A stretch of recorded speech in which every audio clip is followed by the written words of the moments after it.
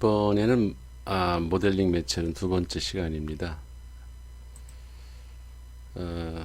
여러분 다시 기억을 되살려 보면 우리 그 모델링 과정이 우리 주체가 객체를 감각기관을 통해서 그죠? 인지를 하죠. 이때 이제 감성이 작동을 하고요. 거기에 대한 판단, 이건 이제 지성이 하고, 추론과 종합, 이성이 하고요. 이런 과정을 거쳐서 우리가 심상을 만들어내요. 그죠? 그리고 이제 우리의 무의식 세계에는 이런 문화와 역사, 관습, 언어와 같은 그런 구조적으로 정신의 구조가 무의식 세계에서 작동을 하고, 또 이 감정과 그런 기억, 이런 것들이 우리 무의식 세계에 있어요. 이런 것들이 종합이 돼서 이제 심상이 형성되고 밖으로 표현을 하는 수단으로서 이제 이런 8가지 매체를 이용해서 결국은 모델을 만들어낸다. 그죠? 그래서 지금 우리가 공부하고 있는 것은 바로 이 표현의 수단인 매체를 이해하는 과정입니다.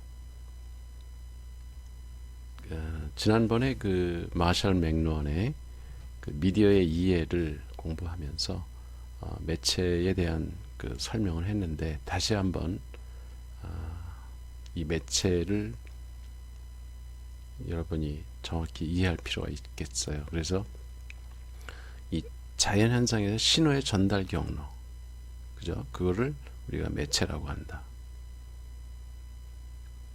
근데 우리 모델링에서는 이 매체라는 것이 뇌 안과 뇌 바깥이 있어요. 그죠? 우리 뇌 안에서 일어나는 신호의 전달 경로는 전기 신호. 이 전기 신호가 우리 뇌 안에서 그 뉴런이 그 시냅스를 통해서 전기 신호들이 전달되는 거예요. 우리 뇌 안에서는. 근데 이제 밖으로 표출을 하기 위해서는 우리의 심상을 밖으로 표현하기 위해 이 모터 콜텍스, 그러니까 뇌에 있는 그 운동신경을 통해서 우리 밖으로 이제 전달이 되죠. 그러면 이제 몸도 움직이고 목도 움직이고 해서 그 뭐를 만들고 말할 수 있고, 그 여러 가지 매체를 통해서 이제 또 밖으로 표출이 되는 거죠.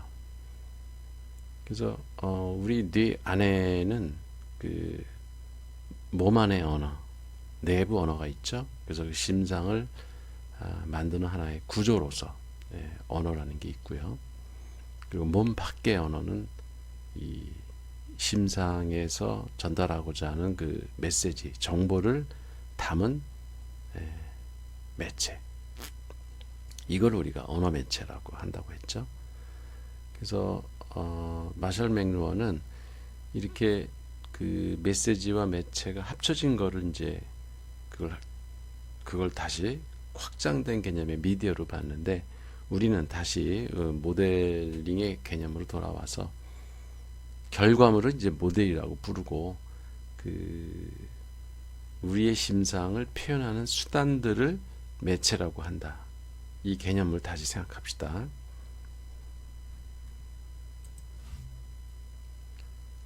그래서 그 언어 매체, 그러니까 외부 언어죠. 외부 언어로서의 매체는 이렇게 8가지가 있다. 그러니까 앞으로 또 뭐가 추가될지 모르겠죠. 그렇지만 지금까지 인류가 그 역사를 통해서 이용해왔던 그런 매체들은 이 8가지가 주로 쓰이고 있습니다. 그래서 문명이 시작되기 이전에 사용했던 그 매체, 이거를 이제 원시어 또는 원시 매체 이렇게 얘기할 수 있고요. 소리, 몸짓, 물질, 그림이 있다. 그리고 이제 문명이 시작되고 나서 발달한 매체가 이제 구술, 문자, 수학, 프로그래밍, 이렇게 4가지 문명 매체가 있다. 또는 문명어가 있다.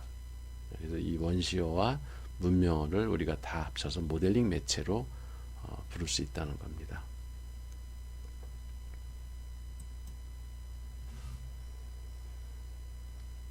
그 다음에 이제 매체와 그 객체의 관계는 어떤가? 자, 이거 마샬 맥루어는 매체와 모델을 구분하지 않았어요, 그죠? 근데 우리는 이걸 다 구분하고 있죠. 그래서 우리 강의 초에 그런 얘기했어요. 주체와 객체를 과연 구분할 수 있는가? 그 많은 철학자들은 그 구분을 하는 게 무의미하다는 얘기를 해요. 즉 객체라고 하는 그 사물은 주체의 심상 안에서 우리의 그 인식의 세계 내에서 존재하는 거다. 그러니까 객체라는 게 따로 있다는 게 별 의미가 없고 우리가 인식할 때 객체라는 게 의미가 있다. 그래서 주체와 객체를 분리하는 건 별 의미가 없다. 이렇게 보는 시각이 현대 철학자들 가운데는 많습니다. 그러니까 주체와 객체를 별로 구분 안 하는 거죠. 그런데 그런 그 주체와 객체의 일치성, 이것이 이 객체와 매체 간에도 일어나는 거예요. 그러니까 매체가 객체를 결정하는가 아니면 객체가 매체를 결정하는가. 자, 마셜 맥런의 이론을 따르면 미디어가 매체를 결정한다. 아니, 미디어가 우리의 사고방식과 행동을 바꾼다, 이런 얘기를 했었죠. 네. 그 사고방식과 행동이 우리가 주체잖아요, 그죠? 그러니까 거꾸로 매체가 주체에 영향을 미치는 거예요. 사실은 궁극적으로 가면은 이 그 핵심 요소 주체, 객체, 매체는 뗄래야 뗄 수 없는 하나같이 사실 통합되는 게 최종적으로는 맞습니다. 그렇지만 우리가 그 세 가지를 구분해야 설명하기가 쉬운 거죠. 그래서 설명의 편의상 주체와 객체와 매체를 구분할 뿐이지 궁극적으로 보면 이 세 가지는 하나로 보는 게 맞다는 거예요. 그렇지만 우리는 우리 모델링 이론 공부하는 동안은 이걸 다 별개의 요소로 봅시다. 주체는 주체대로, 객체는 객체대로, 매체는 매체대로, 그리고 모델은 모델대로. 이게 다 다른 걸로 일단 분리를 해서 보자고요. 자, 그럼 다시 논점으로 돌아와서 매체가 객체를 결정하는가 아니면 객체가 매체를 결정하는가. 그러니까 먼저 객체를 보고 우리가 매체를 선정하는지. 우리 순서적으로 보면 그렇죠. 주체가 객체를 먼저 관찰하죠. 그리고 심상을 형성한 다음에 이제 표현할 수단인 매체를 선정해요. 그러니까 순서가 어떻게 돼요? 객체가 매체를 결정하는 것처럼 우리는 이 과정을 따르고 있죠. 그렇지만 많은 경우에는 매체가 객체를 결정하는 경우도 있어요. 여기서 이제 객체가 매체를 결정하는 예로는 과학 법칙. 과학 법칙은 객체잖아요, 그죠? 과학 법칙을 우리가 그 표현하려면 수학을 이용할 수밖에 없어요. 그 객체가, 그러니까 물리 현상이라는 객체를 바라보고 우리가 표현하려면 자연스럽게 수학이라는 매체를 선택하는 거예요. 근데 만약에 객체가 감정이었다. 감정은 그 주로 음악이나 미술로 많이 표현하죠. 예술 작품들이 되게 감정 표현이 많이 나와요. 더 유리하기 때문에 다른 매체보다도. 그래서 그림이나 소리, 화가들은 그림으로 자기의 감정을 표현해요. 또 음악가, 가수, 작곡가 이런 사람들은 감정을 소리로 표현해요. 즉 객체, 그 관찰의 대상이 감정인 경우에는 매체가 그림이나 소리가 될 확률이 높다. 다시 말해서 객체가 매체를 결정하는 거죠.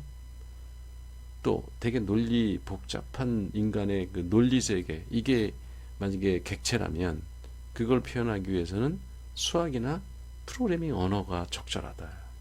그래서 객체가 매체를 결정하는 경우가 이런 경우들이죠. 그렇지만 거꾸로 매체가 객체를 결정할 수가 있는가? 여러분 한번 생각해 보세요. 매체가 객체를 결정하는가? 이거는 마샬 맥루언의 이론과 맥을 같이 하는 얘기죠. 그죠? 즉 미디어가 우리의 행동과 생각을 바꾸고 심지어는 내용까지도 바꿀 수 있어요. 매체가. 이게 마샬 맥루언의 주장인 거예요. 그죠? 그러니까 매체가 객체를 결정할 수도 있는 거예요. 그러니까 내가 이런 거죠. 여러분이 프로그래밍을 잘한다. 즉 매체에 아주 능합니다. 그러면 프로그래밍 할 거리를 찾아다녀요. 거꾸로. 게임 프로그래머들은 게임 거리를 찾아요. 즉 객체를 찾는다고요. 매체를 이미 결정해 놓고. 화가들은 어때요? 화가들은 그림이라는 매체를 잘 쓰니까, 그죠?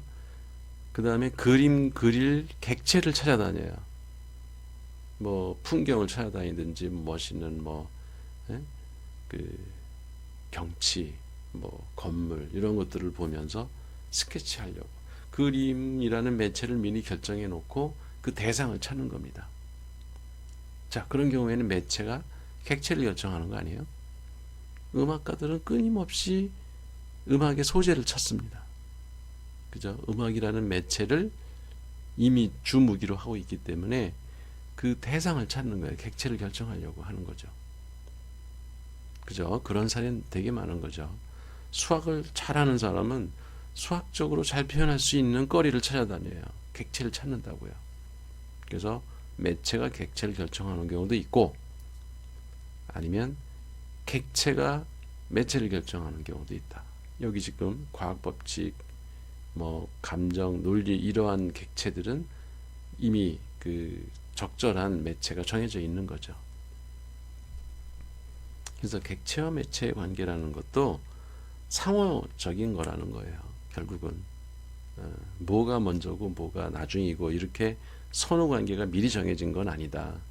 경우에 따라 객체가 매체를 결정할 수도 있고 매체가 객체를 결정할 수도 있고, 그런 면에서 이 두 가지는 어찌 보면 하나의 몸처럼 움직일 수도 있다.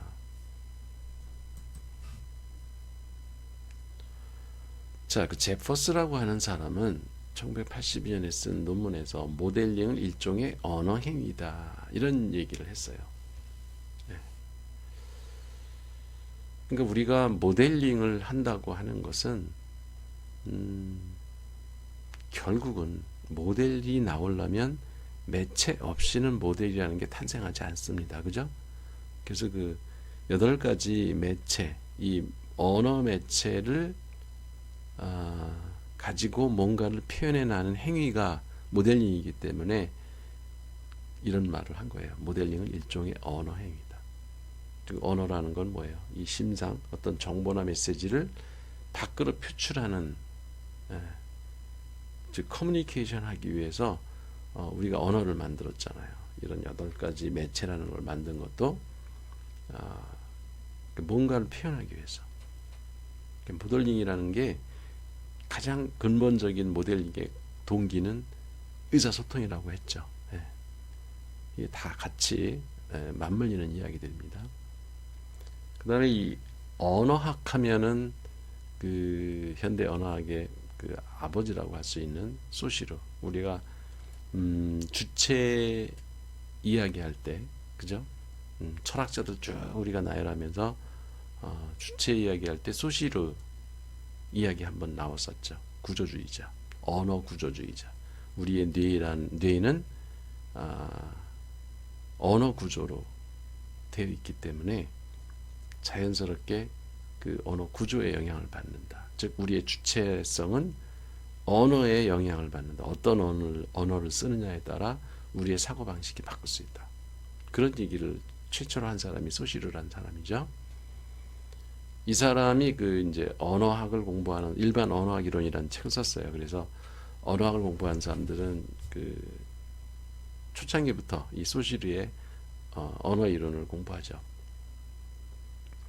이 양반이 그 우리가 보통 쓰는 말들, 예, 이런 건 랑그라고 그랬고요. 그러니까 영어, 한국어, 일본어, 중국어 이런 특정 그 집단이 사용하는 그 상징 기호 시스템, 약속 시스템 이런 거를 랑그라고 그랬고, 이 동물에 비해서 우리는 어떤 체계를 갖추고 말을 하죠. 의미를 전달하고 문법 체계를 가지고 있어. 이 동물과 달리, 동물의 어떤 단순 신호와 달리 우리는 체계적인 언어 구조를 가지고 있죠. 그런 거를 랑가주라고 그래요. 그러니까 그런 의미에서 우리는 언어를 그렇게 깊이 있게 구분 안 하잖아요. 지금 여러분이 그 새로 알게 된 그 개념 중에 언어 관련된 게 지금 매체라는 거가 외부 언어다. 그죠? 뇌 안에도 우리가 언어가 있어야 무슨 개념을 형성하는데, 근데 우리 일상생활에서는 그런 내부 언어, 뇌 내부의 언어, 뇌 바깥의 언어 이거 구분하는 사람들 없을 거예요. 근데 여러분 이제 모델링 이론을 하다 보니까 정확하게 우리의 모델링 과정을 이해하기 위해서 이렇게 새로운 개념들이 도입되는 겁니다. 그래서 그 우리 뇌 바깥에서 메시지를 전달하는 언어를 우리는 매체라고 한다. 이렇게 지금 정의한 겁니다. 근데 이제 소시르는 이 언어를 또 다르게 해석을 한 거예요. 그 특정 말, 그 문법과 그 어휘를 가지고 있는 언어, 그런 것들은 한 집단에서 사용하는 한국말, 일본말 이런 것처럼 그런 걸 랑그라고 그랬고, 불어로.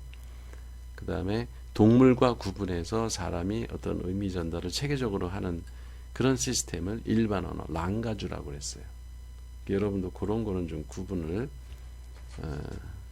이왕 그 매체를 공부하니까 좀 구분을 했으면 좋겠습니다. 그리고 우리가 보통 언어라고 그러는데, 그러면 보통 말, 글 이걸 언어라고 그러잖아요. 사실 말과 글은 언어가 아니고요, 모델이에요. 그렇잖아요. 이 책이 이게 글이잖아요. 책에 있는 게 이건 이미 표현돼 있는 거예요. 이게 언어가 아닌 거죠. 언어로 표현해 놓은 거죠. 언어로 표현해 놓은 거죠. 문자라는 언어 매체로 표현해 놓은 거예요. 그래서 엄밀한 의미에서 글이나 말은 우리 일상생활에서는 그냥 언어라고 하지만 언어가 아니고 엄밀한 의미에서는 모델이다. 그래서 이 소시르는 이 언어를 이렇게 세 단계로 구분했는데, 동물과 구분된 어휘와 문법 체계를 갖춘 인간의 말, 이거를 랑가주라고 그랬고, 그 다음에 그 랑가주에 여러 개의 랑그가 있어요. 한국말, 중국말, 일본말, 영어. 그리고 내가 어떤 주체가 그 언어를 이용해서 표현을 하면, 즉 모델링을 하면, 그거는 빠롤이라는 말을 썼어요. 빠롤. 그러니까 스피치. 여러분이 연설을 하잖아요. 제가 지금 강의하고 있죠. 이게 빠롤인 거예요. 한국말을 내가 직접 지금 말을 하고 있죠. 이게 빠롤이에요. 근데 이거 다 우리는 그냥 언어라고 그러잖아요. 그죠? 내가 말하고 있는 거 이거 언어잖아요. 근데 우리 구분하자는 거예요. 실제 발화가 돼서 입에서 튀어나온 거는 빠롤. 그 한국말의 체계, 우리 한국 사람들이라는 집단에서 약속해놓고 쓰는 상징 기호 시스템인 한국말, 이건 랑그.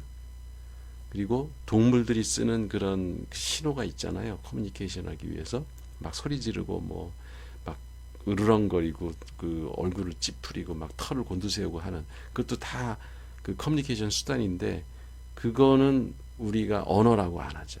그런 의미에서의 인간이 쓰는 말 체계, 이거를 언어라고 그래요. 랑가주, 랑가주. 구분되죠. 랑가주가 가장 큰 개념이고, 그 밑에 여러 개의 랑그가 있고, 그 랑그들을 누가 쓰느냐에 따라 이제 다른 빠롤이 나올 수 있는 거죠. 그러니까 가수가, A라고 하는 가수가 똑같은 노래를 A라고 하는 가수가 부를 때 빠롤이 다른 거고, 그죠? B라고 하는 가수가 부르면 또 다른 빠롤이 나오는 거죠. 이해하겠죠? C도 누가 이제 여러분들이 시를 이렇게 남의 시를 100개 쓴다 그럴 때, 뭐 상철이가 그 100개 쓴 시, 그 하나의 빠로래요. 그 다음에 은숙이가 100개 쓴 시, 그것도 하나의 빠로래요. 그 두 개의 빠로는 다른 거예요. 같은 언어로 썼어요. 한국말로 썼어요. 그죠? 같은 메시지를 한국말로 똑같이 썼지만, 같은 언어를 썼지만 빠롤은 다르게 나타났으니까 최종 산출물은. 그래서 이 빠롤이라는 말을 소실은 썼는데, 우리가 지금 공부하고 있는 모델링 이론에서 관점에서 보면은 구술 모델이 빠롤인 거죠. 구술 모델이 빠롤. 그러니까 빠롤은 결과물이란 얘기예요. 쉽게 얘기하면. 그리고 우리가 얘기하는 심상, 그 뇌 안에서 아직 그 바깥으로 나오기 이전에 그러니까 매체를 이용해서 표현하기 이전의 대상, 그거를 소시르는 기의라고 그랬어요. 영어로 이제 불어는 이제 시니피에. 요 용어는 여러분이 잘 기억을 하세요. 이 언어학을 공부하는 데는 이 소시르의 용어들이 자주 등장을 하기 때문에 요 용어는 여러분이 꼭 익히기 바랍니다. 시니피에. 그러니까 기의라고 하는 것이에요. 그러니까 예를 들면 여기 밑에 시니피앙도 하고 봅시다. 그러니까 시니피앙은 기표. 그러니까 기호를 시니피앙이라고 그래요. 그러니까 예를 들어서 여기 예를 하나 들어봅시다. 자, 이게 이진경 교수가 쓴 철학과 굴뚝청소부라는 책 제목입니다.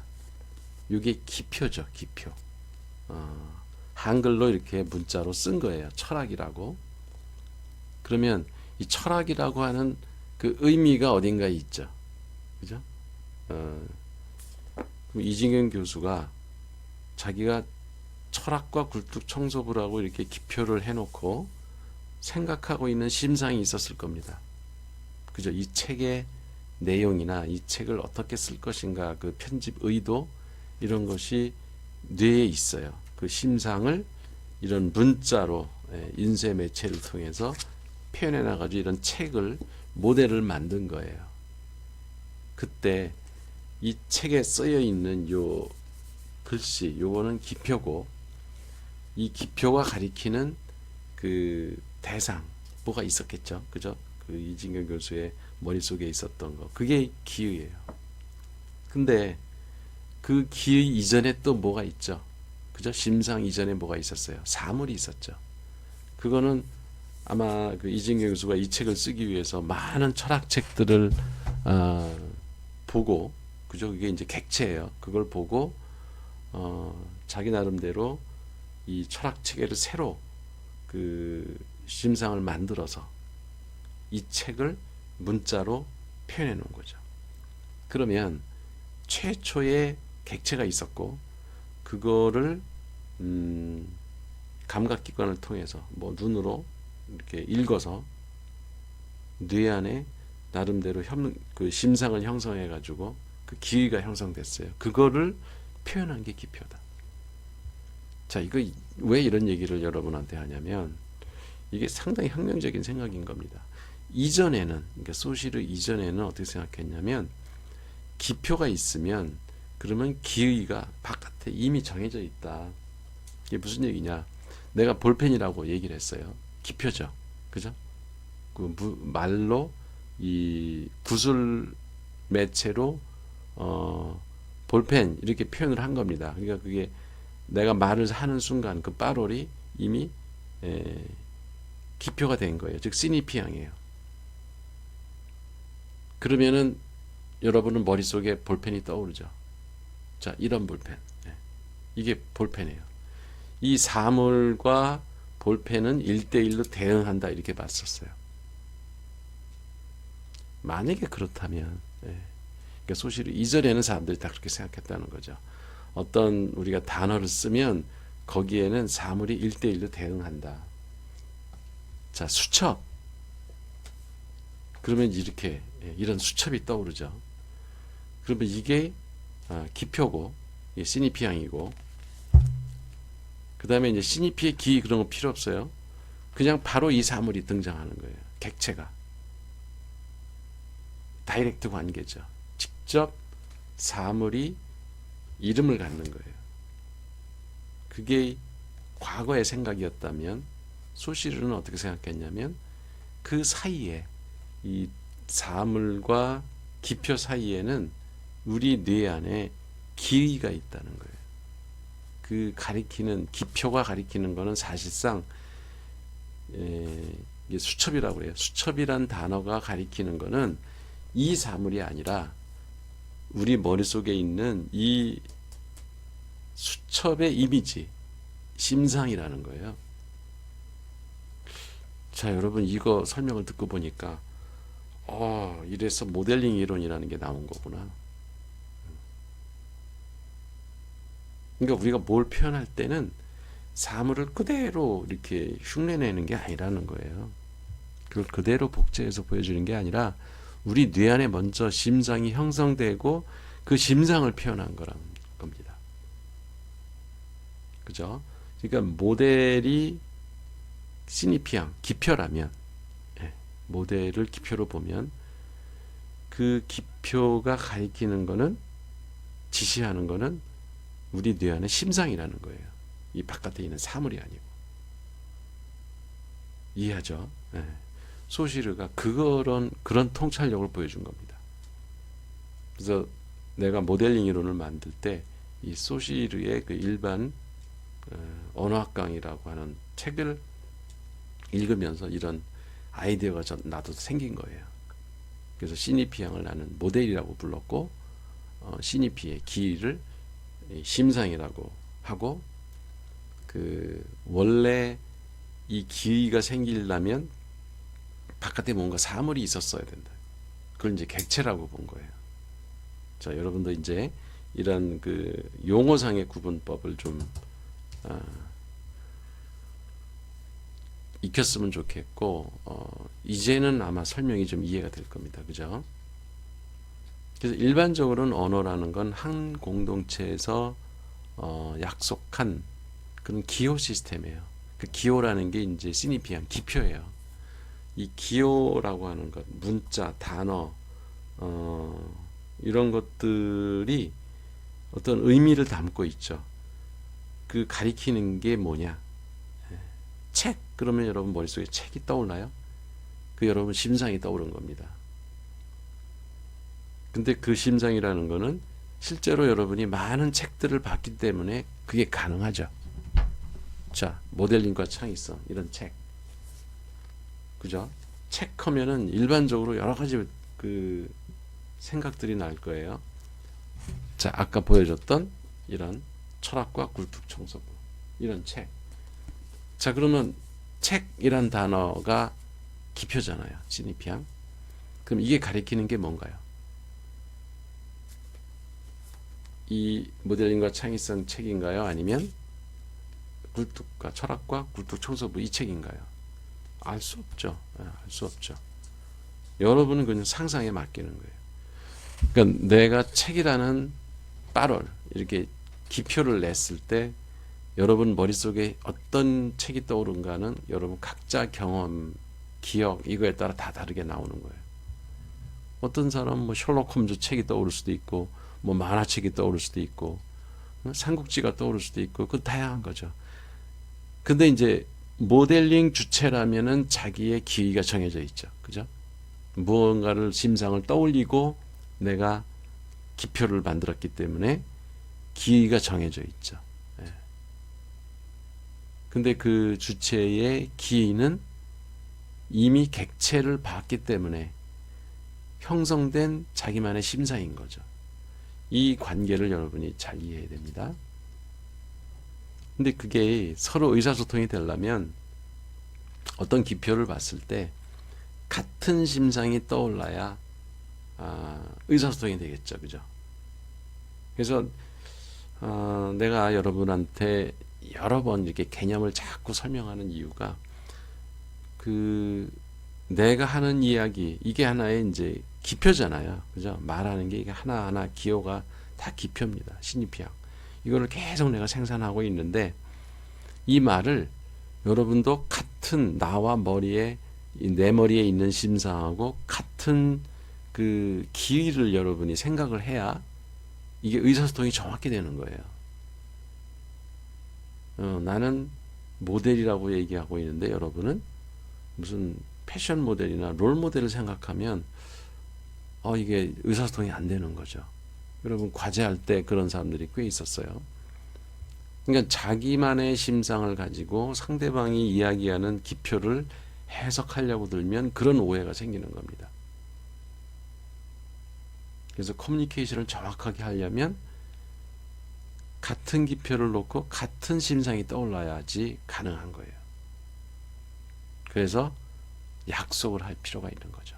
이런 개념은 무엇을 의미한다 하는 것이다 라고 한 공동체 내에서는 약속이 돼야 오해 소지가 없고 그 갈등이 안 일어나죠. 그죠? 같은 의미로 해석을 할 테니까. 자, 이게 모델링 이론에서 이런 그 심상의 의미라는 게 왜 이렇게 중요한지 이제 좀 더 명확해질 겁니다. 이 인간이 쓰는 언어, 이 매체, 그죠? 이게 발달하는 과정을 이제 코발리스라는 학자가 이제 정리를 해놓은 그 논문이 있어요. 그거를 이제 이렇게 요약을 한 건데, 그러니까 600만 년 전 또는 한 700만 년 전, 그러니까 6, 700만 년 전에 그 원생 인류, 이때는 그냥 단순한 손짓이나 경고음, 감정 이런 걸로 표현을 했대요. 근데 이제 4, 500만 년 전에 이제 오스트랄로피테쿠스, 우리의 이제 선대 조상이죠. 이 종족들은 이 수신호를 쓰기 시작했다는 거예요. 이제 어느 정도 완전 직립은 안 하더라도 일어서기 시작한 거죠. 그러니까 손을 쓸 수 있죠. 그 손짓을 가지고 뭐 표현을 할 수 있는. 그러다가 이제 1, 200만 년 전에 호모 하빌리스 그리고 호모 이렉투스, 그 직립원인 뭐 이런 호모 이렉투스는 이 그 중국 지역의 그 원시 인류죠. 1, 200만 년 전 그 호모 하빌리스나 호모 이렉투스 시대에 오면은 손짓이 완전히 통어적이 됐다. 이게 무슨 얘기냐면 통어적이라는 말이 문법적으로 어떤 약속된 기호 시스템을 갖기 시작했다 이런 겁니다. 그러니까 손짓을 어떻게 하면 이건 무슨 손짓이다라는 것이 이미 한 공동체 내에서 약속이 되어 있었다는 거예요. 이때는 발성, 그 발음이 상징화되기 시작하고 이때 뇌의 크기가 급격히 증가했다고 합니다. 그러면서 이제 호모 사피엔스가 여기 이제 10만 년 전이라고 그랬는데 이건 뭐 학설에 따라 좀씩 차이가 있죠. 사피엔스 그 유발 하라리 책에서 한 7년 전 이렇게 얘기하죠. 호모 사피엔스가 그러니까 우리의 직접 조상이죠. 우리의 직접 조상인 호모 사피엔스가 등장한 거는 한 10만 년 전 또는 한 7만 년 전. 이때 인류는 이제 음성 언어를 사용하기 시작했고 뇌의 발달이 이제 절정에 이르러서 그 뇌 크기가 유인원 가운데 가장 큰 그런 인류가 탄생을 한 거죠. 그리고 이제 손짓은 여전히 쓰지만 이제 부차적으로 표현 수단이 되고 주로 이제 음성 언어로 쓰기 시작하면서 바로 이제 문자가 이제 발명이 되죠. 그러니까 처리는 처음엔 소리, 몸짓 이렇게 쓰다가 직립보행을 해요. 그러니까 직립보행을 하면서부터 손이 자유로워지니까 의사소통이 되게 정교화됩니다. 그리고 이제 음성과 제스처를 같이 쓰다가 점점 추상적 개념을 이제 형성하기 시작해요. 그러면 뇌가 커지죠. 그리고 이제 어휘가 발달을 합니다. 어휘가 확장되고 이제 문법이 생겨요.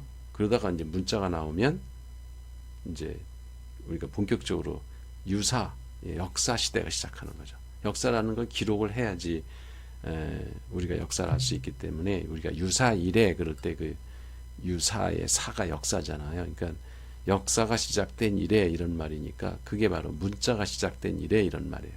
그래서 문자 언어가 등장을 하고 수학이 등장을 하고 이제 최종적으로 프로그래밍 언어가 등장을 하고 이렇게 그 언어의 발달 과정이 이런 고고학이나 인류학에서 그 수집한 자료들을 보면은 우리가 추측해서 미루어 짐작할 수가 있는 거죠.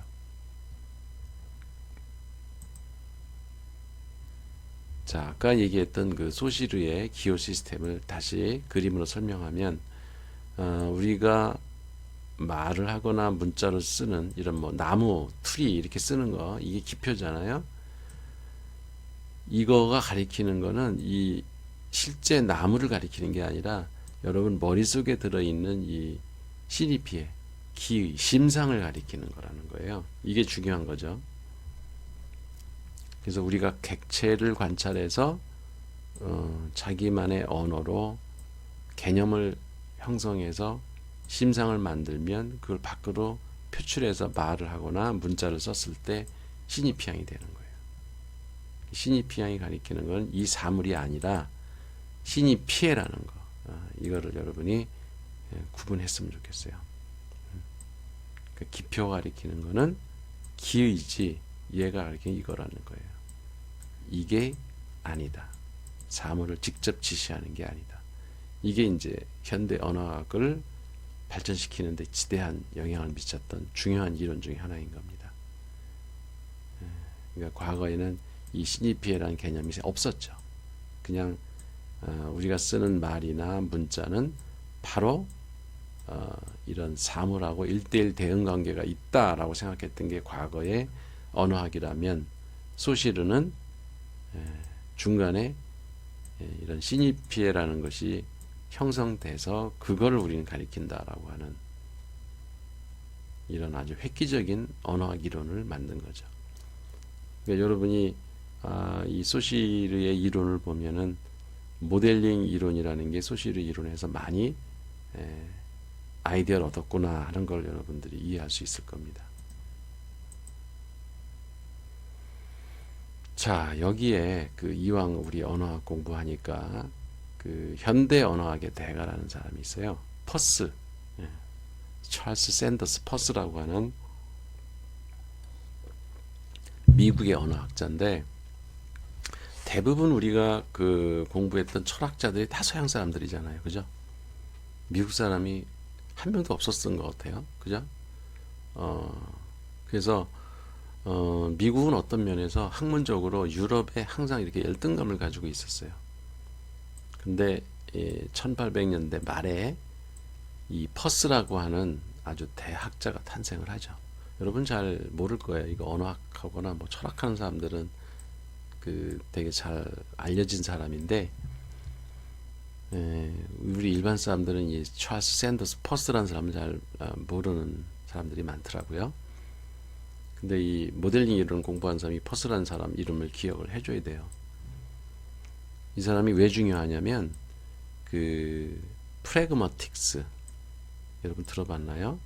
실용주의라는 말 프래그마틱스라고 이렇게 쓰죠.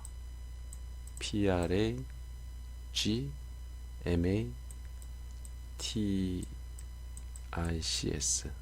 프래그마틱스 이게 마우스를 쓰려니까 좀 안 되네요. 하여튼 여러분 뭐 알아들었겠죠? 프래그마틱스 이게 실용주의라고 하는 미국의 어떤 철학 사조를 일으킨 사람이 퍼스라고 하는 사람입니다. 그래서 미국의 그 철학의 자존심이라고 할 만한 사람이에요. 이 사람이 이 프래그마틱스라는 이론을 낸 것이 뭐냐면 같은 언어, 같은 기호 이것도 누가 쓰느냐, 언제 어디서 쓰느냐에 따라 다른 의미가 전달된다. 그래서 실용론, 화용론이라는 거를 처음 도입한 사람입니다. 그래서 여기 표상체는 아까 소시르의 기표에 해당하는 거죠. 기표. 그죠? 이게 시니피앙 이거예요. 표상체. 이거를 퍼스도 이제 얘기를 했어요. 그리고 여기 원래 사물 객체가 있고요. 근데 이 주체가 누구냐에 따라 그리고 시간과 공간이 어디냐에 따라 똑같은 표상체가 가리키는 말이 다르게 들릴 수가 있다. 의미가 다를 수가 있다.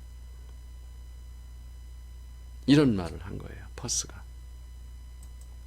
그래서 이거는 이 퍼스의 이야기는 다시 그 3부 강의에서 3차시 강의에 일반 언어의 구성 요소 여기서 다시 강의를 할게요. 다시 정확한 얘기를 할게요. 일단 여러분은 이번 강의에서는 퍼스라고 하는 미국의 유명한 언어 철학자가 있었다. 이 사람이 그 화형론이라는 것을 창안을 했다. 그 화형론은 같은 메시지를 전달하더라도 누가 언제 어디서, 그러니까 주체와 시간과 장소죠. 언제 누가 어떻게 어디서 말하느냐에 따라 같은 말도 다르게 들릴 수가 있다. 다른 의미를 전달할 수가 있다. 이거를 간파한 최초의 인물입니다. 그러니까 여러분이 예 하나만 들고 이 강의 끝내죠.